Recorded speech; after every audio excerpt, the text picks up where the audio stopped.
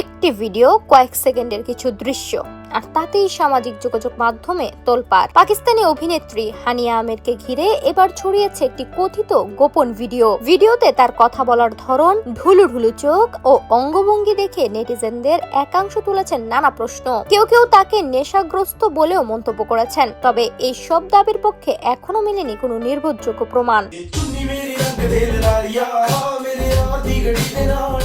সামাজিক যোগাযোগ মাধ্যমে ছড়িয়ে পড়া ভিডিওতে দেখা যায় হ্যালোউইন উপলক্ষে চুলের সাজ দিয়ে ব্যস্ত সময় কাটাচ্ছেন হানিয়া। নিজের টিম ও হেয়ার স্টাইলিস্টের সঙ্গে বিভিন্ন বিষয়ে কথা বলছিলেন তিনি। এই সময় চুল আড়াল করে উইগ ব্যবহারের বিষয়েও স্টাইলিস্টকে নির্দেশনা দিতে দেখা যায় অভিনেত্রীকে।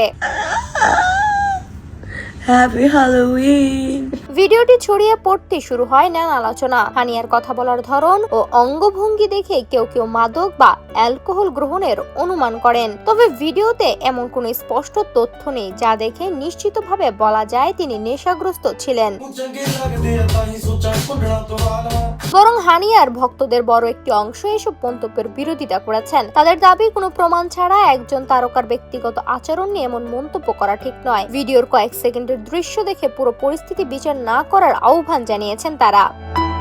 কেউ কেউ আবার ধারণা করছেন ঘুম থেকে ওঠার পর কিংবা কোনো অনুষ্ঠানের প্রস্তুতির সময় স্বাভাবিক উচ্ছ্বাসের কারণেই হানিয়াকে এমন দেখাতে পারে। তবে ভিডিওটি কোথায় ও কখন ধারণ করা হয়েছে সেটিও এখনো নিশ্চিত হওয়া যায়নি।